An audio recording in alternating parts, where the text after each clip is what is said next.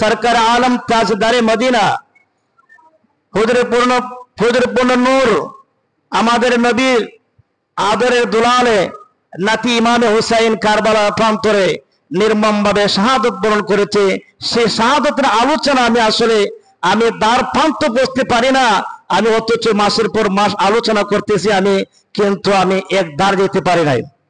প্যারে হাজরিন, যে মাসে যার কারণে আল্লাহ রাব্বুল ইজ্জত তামাম পৃথিবীর মাখলুক সৃষ্টি করেছে, দুনিয়া পৃথিবীর যা কিছু সৃষ্টি করেছেন সমস্ত সৃষ্টি করার উদ্দেশ্য হলো আমার নবী মুহাম্মদ রাসূলুল্লাহ সাল্লাল্লাহু আলাইহি ওয়াসাল্লামকে ওসিলা করে, উদ্দেশ্য করে। কিন্তু এই কারবালার মাসের যে হৃদয় বিদারক ঘটনা আপনারা জানেন, যে এই কারবালার মাসে ইমামে হুসাইন ওনার আহলে পরিবারকে এই নির্মমভাবে শাহাদত বরণ করতে হয়েছে।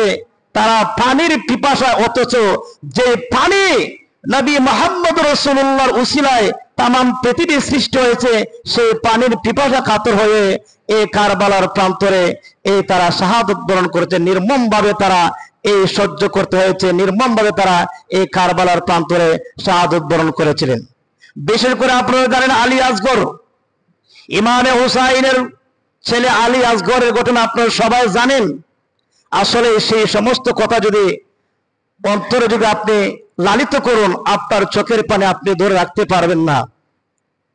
ইমামে হুসাইন কারবালার প্রান্তরে শুধু গিয়েছিলেন উনি যুদ্ধ করার জন্য না, উনি গিয়েছিলেন যে কুফাবাসী আহ্বান করেছিলেন, যে কুফাবাসীর দাওয়াতে গিয়েছিলেন। আমি গত জুমাতে বলে কুফাবাসীর দাওয়াতে উনি গিয়েছিলেন, কিন্তু বেদের কি লীলা, বেদের লীলা খণ্ডানো যায় না। ইমামে হুসাইন কারবালার প্রান্তরে যখন উনি কুফার উদ্দেশ্যে রওনা দিয়েছেন, কারবালা থেকে কুফা থেকে কারবালা প্রায় 2 মাইল দূরে, 2 মঞ্জিল দূরে, সেই জায়গাটার নাম ছিল কারবালা। ইমামে হুসাইন বলে, আমি কুফার উদ্দেশ্যে রওনা দিয়েছি, আমি কারবালার একটা জায়গার নাম কারবালা। ওই কুফা যেতে গেলে ওই কারবালার পাশ দিয়ে যেতে হয়। ইমামে হুসাইন বলে, আমি কারবালা চিনি না, কিন্তু আমি কুফা যাওয়ার উদ্দেশ্যে যখন রওনা দিয়েছি, হঠাৎ করে দেখা যায় কারবালার মধ্যে আমি অবস্থান করেছি। কারবালায় অবস্থান করার পর কুফা থেকে 2 মাইল দূরে অবস্থান করার পর আমার বিরুদ্ধে প্রায় অনেক হাজার সৈন্য একটা বাহিনী আসছে আমার সাথে যুদ্ধ করার জন্য। কিন্তু আমি তো যুদ্ধে যাই না, কিচ্ছু যাই না, আমাকে দাওয়াত দিয়েছে, কুফাবাসীরা আমাকে দাওয়াত দিয়েছে, আমি দাওয়াত রক্ষা করতে চেয়েছি। কিন্তু আমি কুফা থেকে 2 মঞ্জিল দূরে থাকা অবস্থায় হঠাৎ করে দেখি 1000 সৈন্য, এক বিশাল বাহিনী আমার সাথে যুদ্ধ করার জন্য তারা চলে আসছে। আমি যখন তাদের উভয়ের সাথে দেখা হয়ে গেল, সাক্ষাৎ হয়ে গেল, তারা বললে, ইমাম হুসাইন তোমার সাথে আমরা যুদ্ধ করার জন্য এই জায়গার মধ্যে আসছে। হুসাইন বলে, আশ্চর্য হয়ে গেলেন, ভাই আমার কি অপরাধ? আমি তো আপনাদের সাথে যুদ্ধ করার জন্য চলে আসি না। আমার সাথে দুধ শিশুরা, ছোট্ট ছোট্ট শিশুরা, পর্দানিশী মহিলারা রয়েছে, আমি তোমাদের সাথে যুদ্ধে আসি নাই, যুদ্ধ করার জন্য আসি নাই, আমার কি এমন অপরাধ? ওই লোক বললে, সেনাপতি বললেন, তুমি ওই ইয়াজিদের বিরুদ্ধে দাবানল সৃষ্টি করেছো। হুসাইন বলল, আমি তো কিচ্ছু জানি না, আমি কেন তাদের বিরুদ্ধে দাবানল করব? যেই কারণে আমি মক্কায় গিয়েছিলাম, আমি নিরাপদ থাকার জন্য, আমি তো যুদ্ধ করার জন্য আসি না, আমি যুদ্ধ করব না। সে বললে, না তুমি যুদ্ধই করতে হবে, যুদ্ধ যদি না করো। ইমামে হুসাইন বলে, সে পর্যন্ত 1000 সৈন্য বাহিনী নিয়ে যখন আসলেন, ওই সেনাপতিকে বললেন, ভাই আমার কথাটা আপনি যদি মন দিয়ে শুনুন, আমি তো যুদ্ধের জন্য আসি না, আমাকে যদি আপনি যদি আমাকে কুফা না যেতে হয়, আমাকে আবার মক্কা যেতে দেওয়া হোক, আমি মক্কা চলে যাব, তবু যুদ্ধ করব না। বললেন, না তোমাকে যদি এই মক্কা যেতে দেওয়া হবে না, কারণ ইয়াজিদ বাহিনী আব্দুল্লাহ বিন জিয়াদ আমাকে 1000 সৈন্য দিয়ে পাঠাইছে, সে নাম ছিল রিয়া। ওই রিয়া বললেন, আমাকে 1000 সৈন্য দিয়ে আপনার সাথে যুদ্ধ করার জন্য পাঠাচ্ছে, আমি ফিরে যাব না, তোমার সাথে যুদ্ধ করতে হবে। তবে হ্যাঁ, তুমি যেহেতু আমার সাথে এভাবে একটা আলোচনা করেছো, যে আপনি যুদ্ধে চান না, তাহলে হ্যাঁ আমি তো তোমাকে এমনি ছেড়ে দিতে পারি না, তবে তুমি রাতভর আমার সাথে আলোচনা করো, যখন আমার সৈন্যরা ঘুমিয়ে যাবে তখন তোমরা আবার মক্কা শরীফ চলে যাবে। হুসাইন বললে ভাই ঠিক আছে, তো আমি যুদ্ধ চাই না। সেই পর্যন্ত তারা এই সেনাপতির সাথে উনি হুসাইন রাতভর আলোচনা করলেন। রাতভর করতে করতে রাত যখন গভীর হয়ে গেলেন, হুসাইন বলল আমি চলে যাই। উনি গেলেন। উনি যাইতে যাইতে দেখা যায় আবার সারা রাত ঘুরায় দেখা যায় উনি এই কারবালাতে আবার চলে আসে। এবার একবার নয় দুইবার না, 3 দিন পর্যন্ত ওই এজিদের সেনাবাহিনী তাদেরকে সুযোগ দিয়েছে, কিন্তু না, 3 দিনের দিয়েও দেখা যায় আবার উনি সারা রাত ইমাম হুসাইন বলে ওনার পরিবার আহলদের সবাইকে নিয়ে ঘুরাই আবার ঠিকই দেখা যায় 3 দিন আবার একই জায়গার মধ্যে কারবালার মধ্যে আবার অবস্থান হয়ে যায়। উনি বড় আশ্চর্য হয়ে গেলেন, বুঝতে পারলাম না কি ব্যাপার, আমাকে তারা ছেড়ে দেয়, আমি চলে যাই, কিন্তু আবার সারা দিন সারা রাত আবার ঘুরাইয়া দেখা যায় আবার একই জায়গার মধ্যে। হুসাইন বলল আশ্চর্য, বুঝতে পারলাম না কেন আমি যেতে পারি না। এমন তো 3 দিন থেকে 4 দিনের দিন হুসাইন বলেন আমি আমার পাশ দিয়ে একজন জৈনক ব্যক্তি একজন পথিক চলে যাচ্ছে, আমি জিজ্ঞেস করলাম ভাই পথিক এই জায়গাটার নাম কি? হুসাইন যখন ওই পথিকে জিজ্ঞাসা করলেন ভাই ওই জায়গাটার নাম কি, বলে ওই জায়গাটার নাম হচ্ছে কারবালা। বলুন সুবহানাল্লাহ। যখন কারবালা উনি যখন ওনার কানের মধ্যে ঢুকে গেলেন, আওয়াজটা ঢুকে গেলেন, কারবালার কথা স্মরণ হয়ে গেল। ওনার নানা জানের কথা ওনার নানা জান বলে দিয়েছিলেন হুসাইন তুমি কারবালার প্রান্তরে তুমি শাহাদত বরণ করো ভাই। হুসাইন বললেন আমি আর বুঝতে বাকি রইলাম না, 3 দিন পর্যন্ত চলে গেলাম, 3 রাত পর্যন্ত চলে গেলাম, কিন্তু আবার দেখা যায় এই জায়গার মধ্যে আসে, কিন্তু আমার নানা জান ভবিষ্যৎ বানিয়ে দিয়েছিলেন আমার দেহটা যেন কারবালার প্রান্তরে শাহাদত হবে। এমন অবস্থায় তার পরিবার আহাল সবাইকে বললেন, ও আমার পরিবারের দলের লোকেরা 83 জন বাহিনী, 83 জন ওই পরিবারের সদস্য সবাইকে বললেন আমরা কোথায় যেতে পারবো না, ওই জায়গা তো আমাদের নানা জানের ভবিষ্যৎবাণী, ওই জায়গার মধ্যে আমাদের অবস্থান করতে হবে, আর এই জায়গার মধ্যে আমরা শহীদ হয়ে যাবে। বলুন সুবহানাল্লাহ। হুসাইন বললেন আবার তাদের পরিবারকে বলল দেখো আমরা এখান থেকে যাইতে পারবো না, কারণ নবীদের আমার নানা জানের ভবিষ্যৎবাণী কারবালায় আমি শাহাদত বরণ করবো এজিদের হাতে, আমার মনে হয় এই জন্য আমরা কোথাও যেতে পারি না। শেষ পর্যন্ত হুসাইন বললে আমার পরিবার ফ্যামিলি সবাই তোমরা কি করো, এই জায়গার মধ্যে আমরা তাবু বেঁধে ফেলি। তাবু করতে গিয়ে দেখা যায় তাবু করতে অনেক সময় মাটি করতে দেখা যায় রক্ত বেরিয়ে আসে, তারা যেন ভয় গেল গা। ওনার বোন সৈয়দ জয়নাবা বললেন ভাই হুসাইন দেখো আমরা যেখানে থাকতাম, কিন্তু দেখা যায় মাটি পুতলে দেখা যায় রক্ত যেন গলগলায় উঠে, আমাদের বড় ভয় লাগে। হুসাইন বললে বোন একটু ধৈর্য ধারণ করে, কিচ্ছু করার নাই। বাবা আমার বন্ধুরা গভীর মনোযোগ। হুসাইন বললেন আমার ফ্যামিলি পরিবারেরা সবাই একটু ধৈর্য ধারণ করো, সীসা ডালার মতন তোমরা একটু ধৈর্য ধারণ করে একটা এই জায়গার মধ্যে আমাদের অবস্থান করতে হবে, কারণ ওই জায়গার আমার নানা জানের ভবিষ্যৎবাণী আমরা এই জায়গার মধ্যে কুরবানি হয়ে যাবে। বলুন সুবহানাল্লাহ। একটু দরুদ শরীফ পড়েন আল্লাহুম্মা সাল্লি আলা মাওলানা মুহাম্মাদ ওয়া আলা আলি সাইয়্যিদ।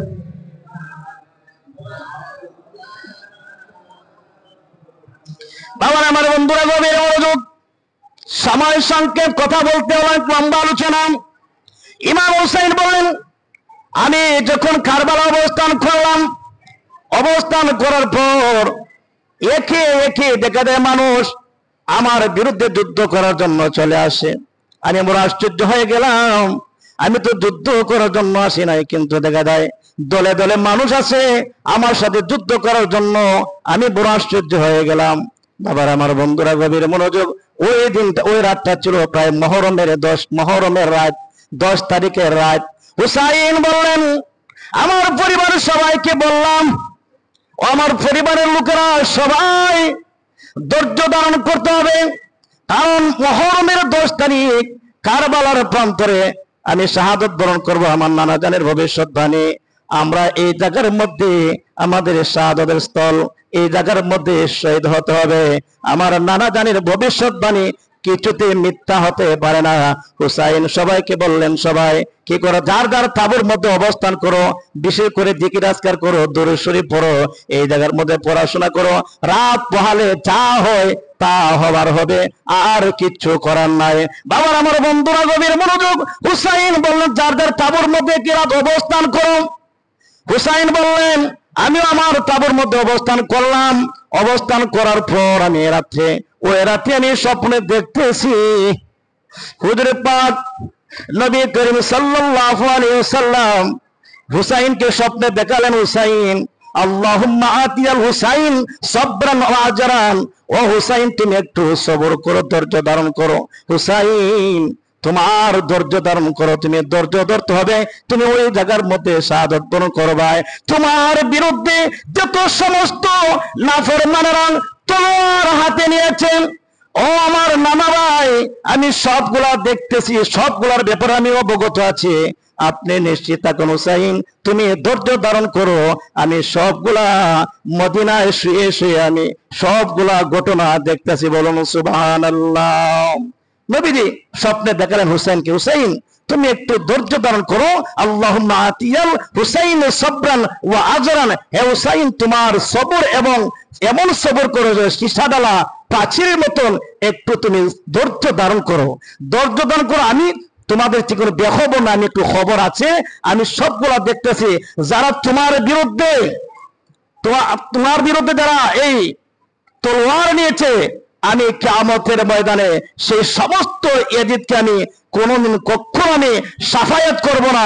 যারা তোমাদের বিরুদ্ধে এবারে এগুলা চক্রান্ত করতেছে, আমি তাদের কিয়ামতের ময়দানে আমি তাদের কখনো আমি সুপারিশ করব না, আমি তাদের ব্যাপারে আমি আল্লাহর কাছে আরো বিভিন্ন ধরনের আল্লাহর কাছে আমি জবাব চাইব যে আমার হুসাইনের কি অপরাধ ছিল।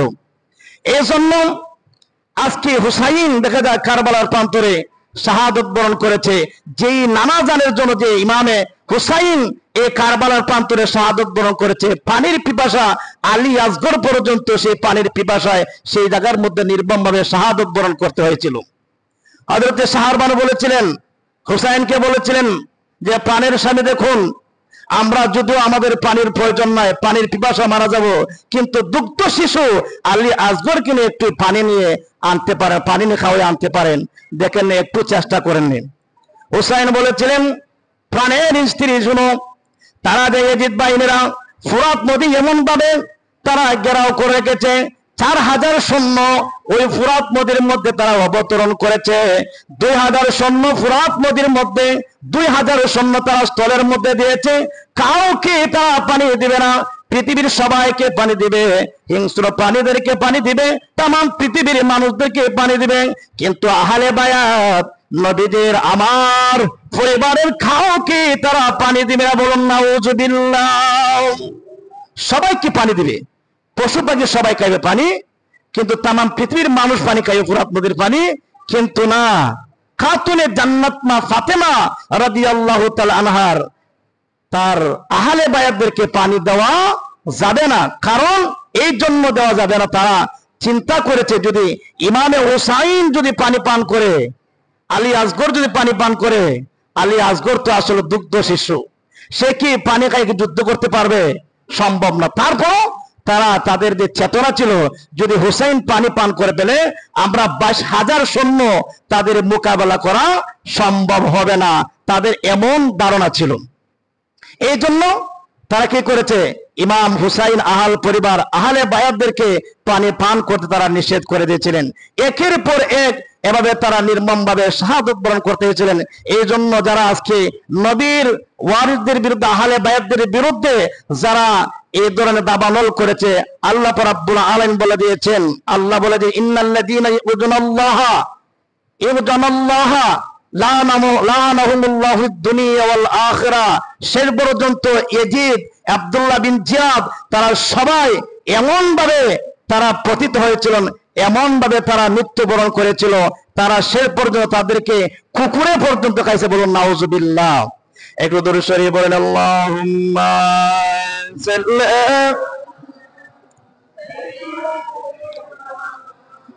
মাওলানা মুহাম্মদ ওয়া আলা আলি সাইয়্যিদ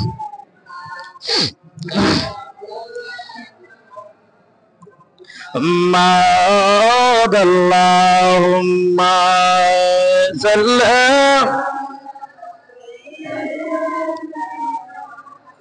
মাওলানা মুহাম্মাদ ওয়া আলা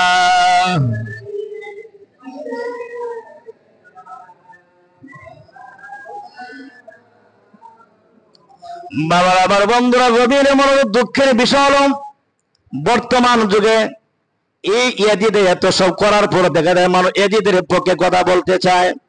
বিভিন্ন মিডিয়া, ফেসবুক, ইন্টারনেট চালালে দেখা যায় ইয়াজিদকে নিয়ে, ইয়াজিদকে কিভাবে আরো বড় করা যায়, ইয়াজিদকে কিভাবে সম্মান দেওয়া যায়। হযরতে ইয়াজিদ বলে ইয়াজিদ নাকি হাফেজে কোরআন ছিল, ইয়াজিদ নাকি নফল নামাজ পড়তে। বলুন নাউজুবিল্লাহ।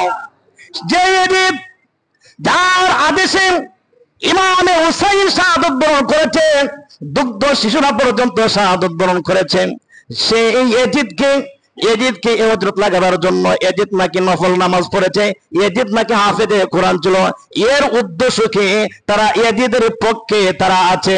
এখনো ইয়াজিদের ছেলেপেলেরা এই বাংলার জমিনে, পৃথিবীর জমিনে অবস্থান করে। বলুন নাউজুবিল্লাহ। বাবার আমার বন্ধুরা, গভীর মনোযোগ। দেখুন ইয়াজিদ কেমন ইয়াজিদ ছিল। ইয়াজিদের আদেশে মদিনা শরীফ 3 দিন পর্যন্ত মসজিদে নববীর মধ্যে কোনো আযান হয় নাই, মসজিদে নববীর মধ্যে কোনো নামাজ হয় নাই। যে মসজিদে নববী রাসূলুল্লাহ শুয়ে আছে, সেই মসজিদে নববী পর্যন্ত সেই ইয়াজিদের আদেশে মদিনার প্রতিটা মানুষে অলিতে গলিতে তাদেরকে নির্মমভাবে হত্যা করেছিলেন। ইয়াজিদ আদেশ করেছে।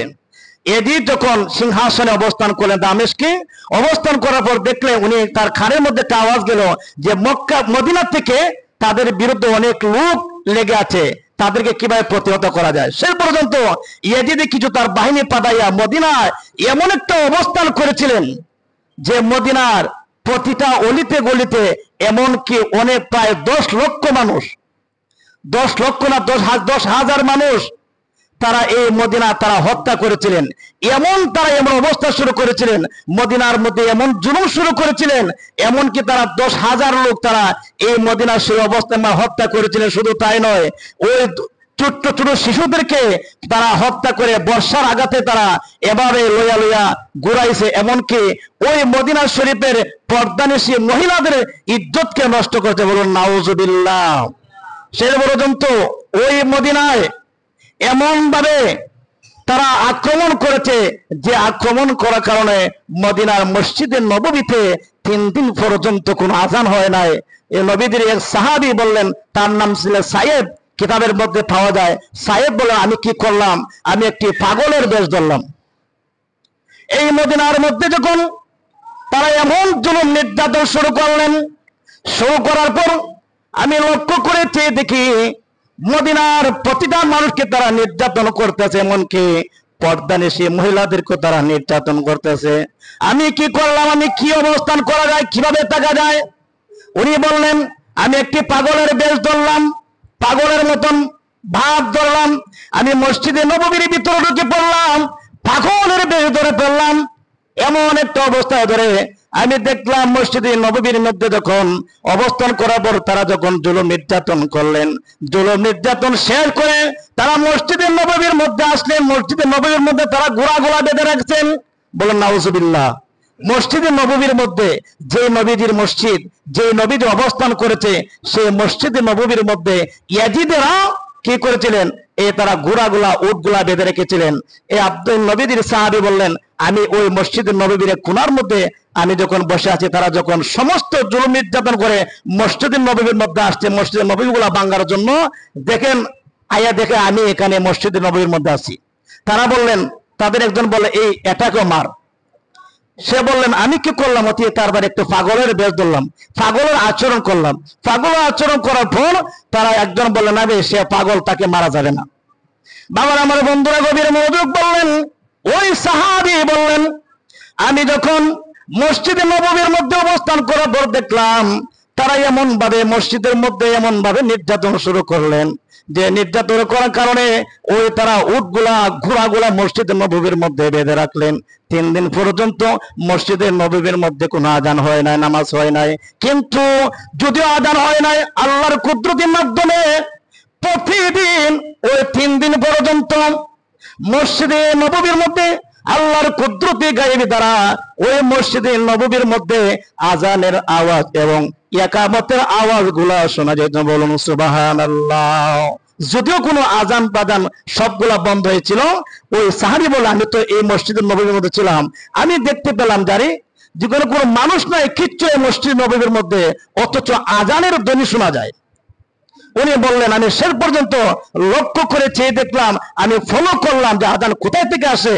আমি লক্ষ্য করে দেখলাম যে আজানটা রাসূলুল্লাহ রওজা শরীফ থেকে আজানগুলা ধ্বনি আসছে। বলুন সুবহানাল্লাহ। প্রতিদিন 3 দিন পর্যন্ত নবীজি রওজা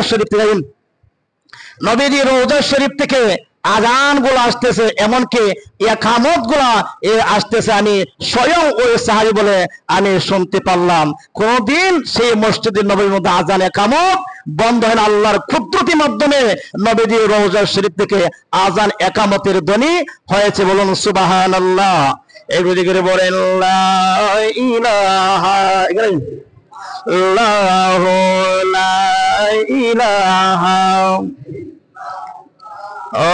লা ইলাহা ইল্লাল্লাহ লা ইলাহা ইল্লাল্লাহ লা ইলাহা হাসবি রাব্বি জাল্লাল্লাহ মা ফি কলবি গায়রুল্লাহ হাসবি লা মা ফি কলবি গায়রুল্লাহ নূর লা ইলাহা ইল্লাল্লাহ লা ইলাহা লা ইলাহা ইল্লাল্লাহ মুহাম্মাদুর রাসূলুল্লাহ সাল্লাল্লাহু আলাইহি ওয়াসাল্লাম। বাবার আমার বন্ধুরা গভীর মনোযোগ। আমার আল্লাহ রাব্বুল আলামিন বলেন ইন্নাল্লাযিনা ইউযুনাল্লাহ লাআনাহুমুল্লাহুদ দুনিয়া ওয়াল আখিরাহ। যারা আল্লাহ ও রাসূলের বিরোধিতা করবে তাদেরকে আল্লাহ রাব্বুল আলামিন দুনিয়া এবং পরকালে তাদেরকে শাস্তি দেওয়া হবে। শেষ পর্যন্ত ইয়াজিদকে আল্লাহ রাব্বুল আলামিন এমন ভাবে তাদেরকে নির্মম করা হয়েছে, তাদেরকে এমন ভাবে শাস্তি দেওয়া হয়েছে। শেষ পর্যন্ত ওই ইয়াজিদ কি করলেন, দামেস্কের মধ্যে হঠাৎ করে এমন একটা অসুস্থ হলেন, অসুস্থ হওয়ার পর সে মারা গেল।